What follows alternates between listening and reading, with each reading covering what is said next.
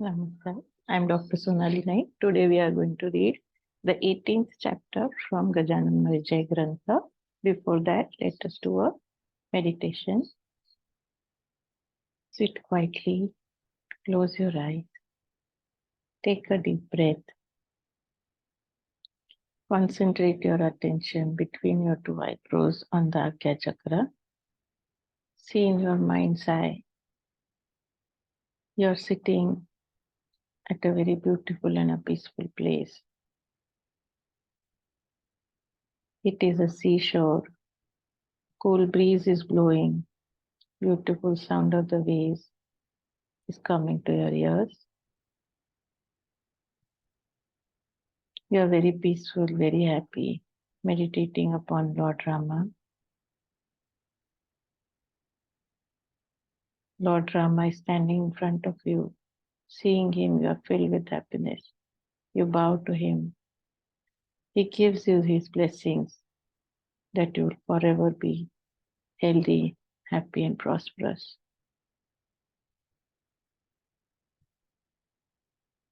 The protective cover of his blessing stays by your side all throughout your life.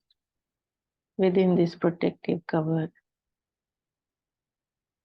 you are forever guided, forever loved, forever guarded, forever prospered. Because of this, your life becomes filled with enthusiasm, sweetness, beauty, and happiness.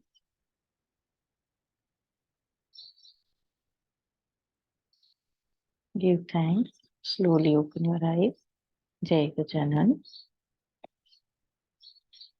Shri Ganeshaya Namaha.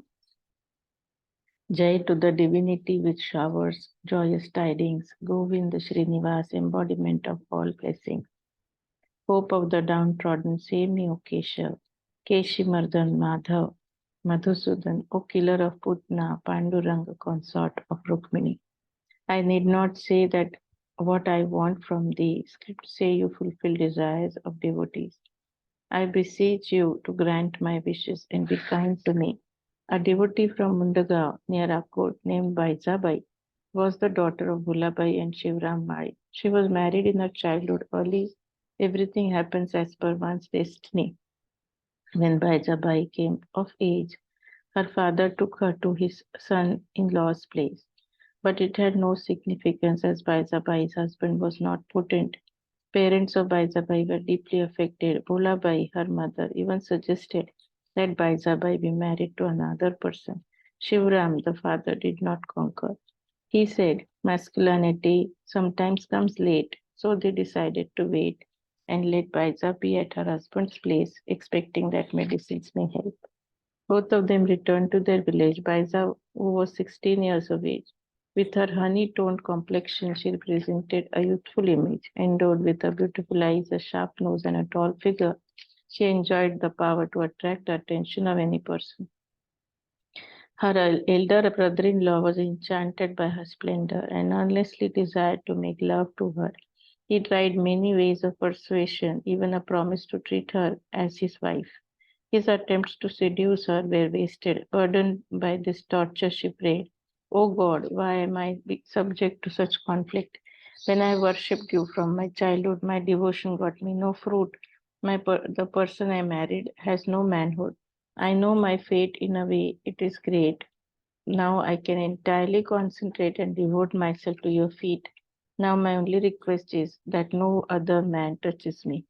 One night her brother-in-law came to her to let her know of his evil intentions. Baiza turned down his overtures by calling him a shapeless creature. She reminded him that a husband's elder brother has a relationship as good as a father. His behavior thus should be as worthy as a father, but ignoring her remark, he tried to grab her in his arms. Suddenly he heard a thudding sound of his elder son falling to the ground. He fell from the first floor of the base to the base, causing a great wound on his forehead. Baisa picked up the child in her lap and dressing his wound with a medicinal wrap. Baiza told her brother-in-law to learn a lesson and not covet another woman for his passion. Looking at the condition of his son, he regretted his shabby action and did not bother Baiza thereafter. Shivram took her back to Mundgaon. Her mother suggested that they go to Shegaon and ask Gajanan the future of her daughter. So they all went to Shegaon. Prostrating before Maharaj, the parents requested the saint to bless Baiza to have an infant. Maharaj smiled and replied, "She is not destined to have a child. All men in the world are like father to her. Better forget she is married anymore." Shivram was sorry to hear this from Maharaj. Soon they all returned to Mundgaon. Baiza was happy to know of what was in store for her. With this visit, she became the saint's resolute follower. Baiza started visiting Shegaon with Pundalik, a disciple from Mundaga. Her parents did not object to these trips. They hoped this may bring back her marital bliss. They cherished a faint hope in their minds that Baiza's man would become potent by the blessings. But her visits to Shega with Pundalik germinated doubts in the minds of the public. People even started spreading rumors that under the garb of religious excursions, Baiza and Pundalik were enjoying physical satisfaction. They openly pointed out the caste diversity. Pundalik was a Maratha and Baiza was of a Mari community. A great hue and cry was raised to break their attachment, but both of them were pure at heart. Bhulabai scolded Baiza for this association, saying that young men and women come together for nothing else but physical satisfaction. She even advised Shivram to get her a husband from their own clan. Bhulabai took Baiza to Gajanan Maharaj to find out the reason for the association. She believed that saints knew everything, and when asked, they would tell. Maharaj was like sandalwood, which will never emit a bad smell. Pundalik, Baiza, Bhulabai, and Shivram, they all went together to Shega. Maharaj looked at Pundalik and said with a smile, "Pundalik, Baiza was your sister in your previous life. Don't deny her affection, even if it attracts public condemnation. You both together worship God. Bhulabai, you should not obstruct that. She is the sister of Pundalik and not his wife. She is not destined to have a husband in this life. She will ever remain a maid like Janabai of Pandharpur, who got Namdev as her guru. Like that, Paiza is one amongst the few. She has surrendered to me. From now on, she is my Janabai." Hearing these words, Shivram was overwhelmed. He could not speak a word after all that was said. Next day, they returned to Mundagaon with Paiza.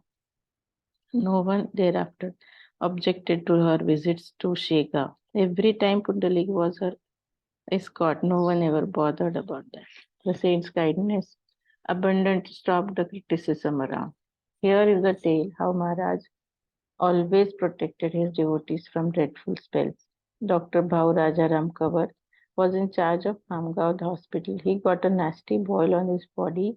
Eminent doctors were brought from Amravati, Akola, and Buldana cities to treat this discomforting malady.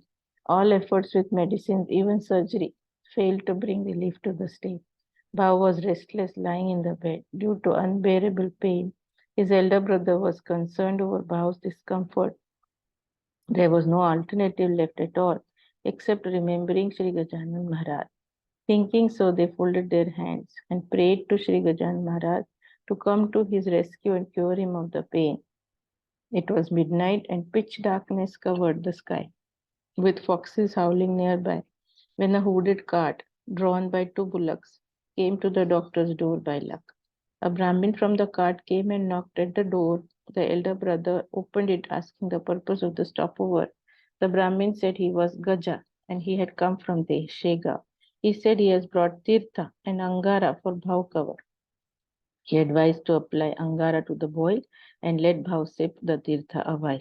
He left the things with the brother and went away, saying that he had no time to stay. Hearing this, Bhav sent a man to call back that person, but he could not be traced, nor the bullock cart. They could not be found as they disappeared fast. Bhav applied Angara to the boil, which immediately burst, throwing out the infection. The fluid oozed out within an hour, bringing sound sleep to Bhav Rajaram Kavar. Subsequently, he was completely cured and went to Shegaon to see the seer. Smiling to Bhav, Maharaj said, "Look up.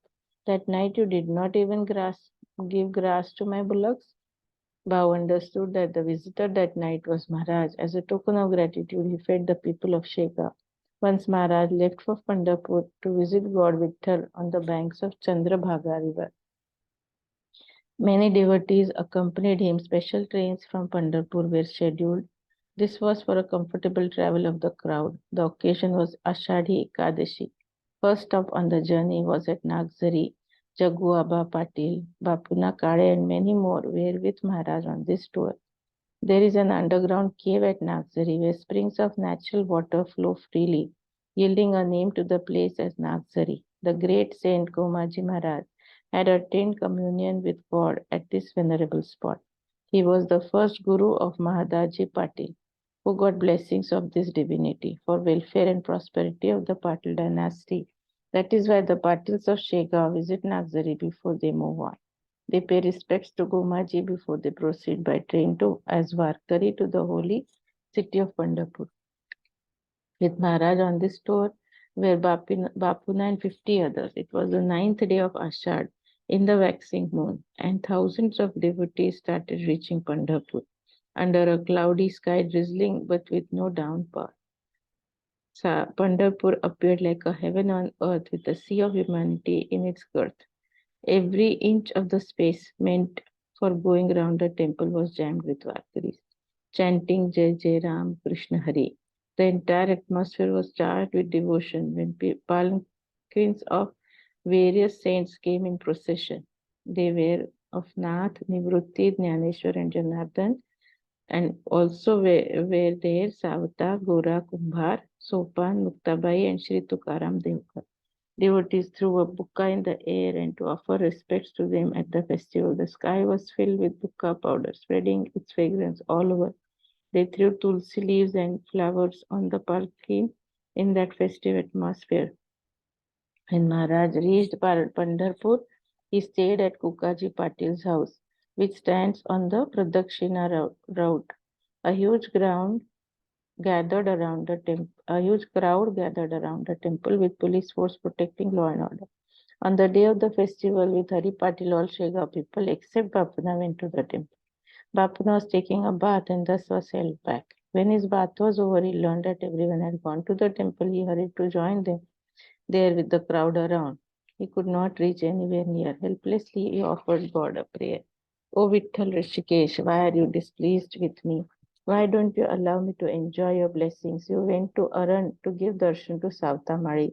Panduranga, come from the temple to meet me. Aran was 16 miles away. I am just at your gate. People call you helper of the helpless. Then why are you ignoring me? Thus he prayed and at last disappointed returned to Kukaji's establishment. He had no food and the despondent mood made him look pale and sunken. So intense was his desire to see Vitthal that his mind hovered over the temple. People jeered at him, calling him the unfortunate example. They teased him, saying, "You came here to visit the stalls and not to see the idol." Some said he was a hypocrite, not an unfortunate at all. Others taunted that he knew Vedant well and he did not to visit the temple. For Vedantis, God is in their hearts, not idols. They believe that only fools go to temple. People ridiculed him, saying, "This God for him stands on the street. Then why did he come here at all? He should have called Vithoba to Shega." These Vedantis advise others without a fragment of experience. They preach without practice. They do not understand that self-realization is possible only by worshipping the visible.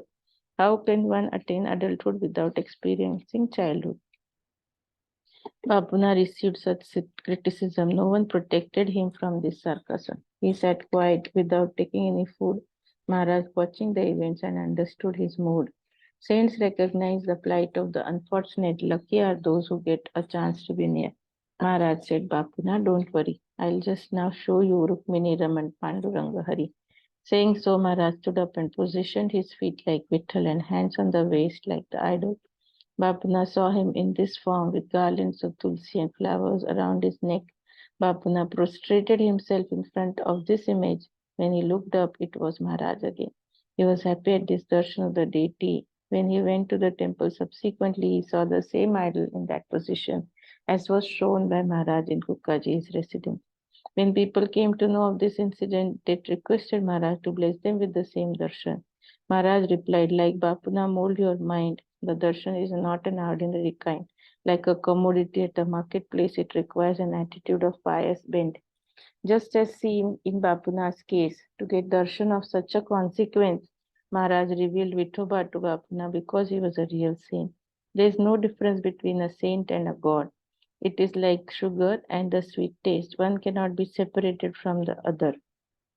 After sharing prasad, they returned to Shiga. With the blessings of Vithoba, Bapuna got a son who grew up to be an intelligent person. Services to saints never go waste. Bapuna's son was named as Namdev, as he came with the blessings of Vithoba Dev. A devotee from Kauthe Bahadur of Vidarbha had also lodged himself at Kukaji's Vada. On the next day of Ekadashi fair, cholera gripped Pandharpur with a flare. Thousands of people were dying there. The police authorities asked people to leave the sacred town. Doctors too said they should move out soon. The authorities even drove them out as a precaution. The villager of Kauthe Bahadur caught the infection. He suffered from vomiting and loose motions. His vigor was lost and he became weak. No one gave him any medicine, nor did they inform doctors for fear of police. Everyone left, abandoning him to the fate of death. When you flourish, people are your friends. Adversity brings dire desertion.